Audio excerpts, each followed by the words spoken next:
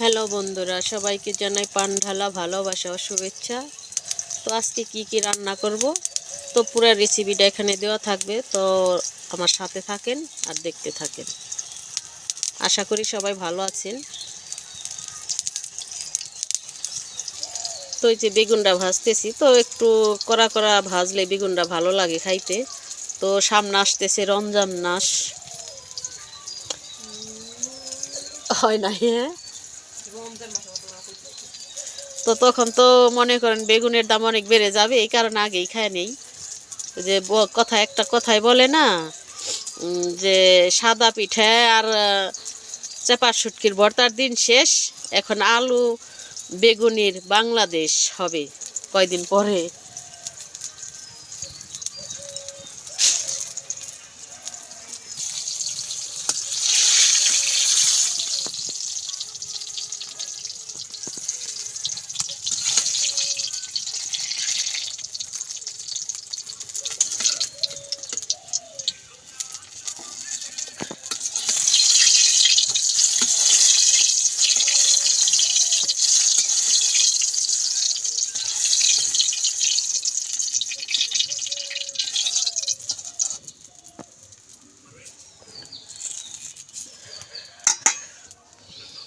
তো এই যে এখন মাছগুলি ভেজে নেই। আজকে বেগুন ভাজি আর তরকারি মাছ ভুনা করব, আলু না টমেটো আর পেঁয়াজ দিয়ে।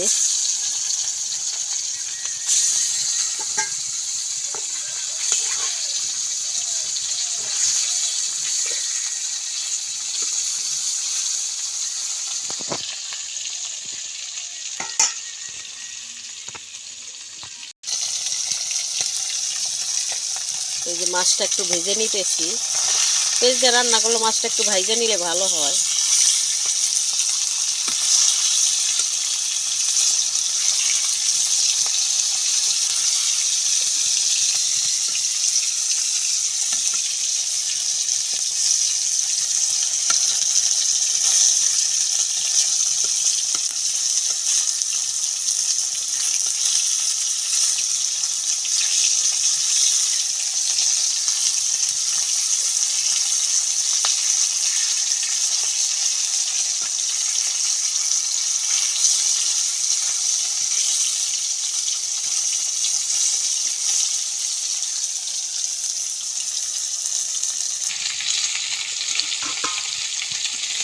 তো মাছটি ভাজা হয়ে গেছে, এখন উঠাই নেই।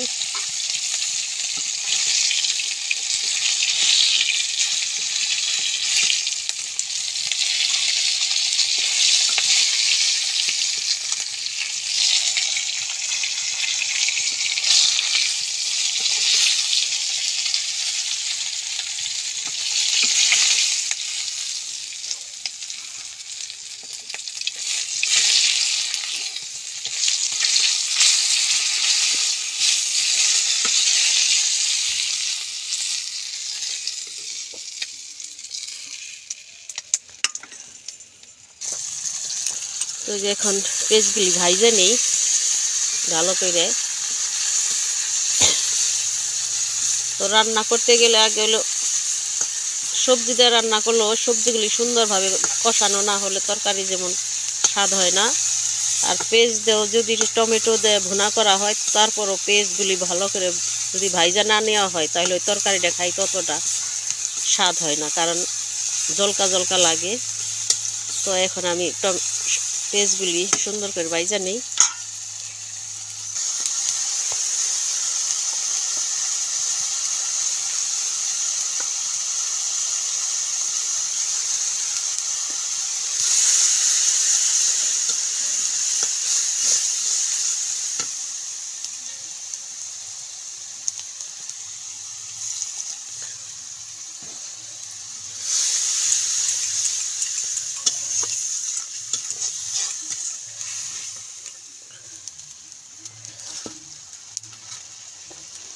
টমেটোগুলি দিয়ে দিলাম।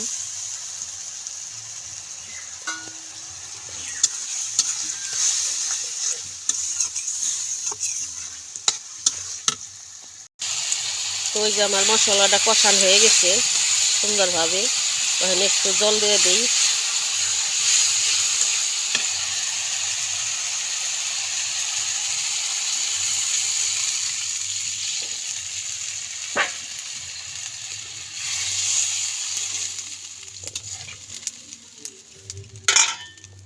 যে নলা মাছ,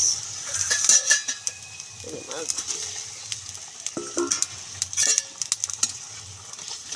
বাজার গেছিল আজকে। তো এই তো আমার তরকারিটা হয়ে গেছে, এখন সব পাতাগুলি দিয়ে দিই।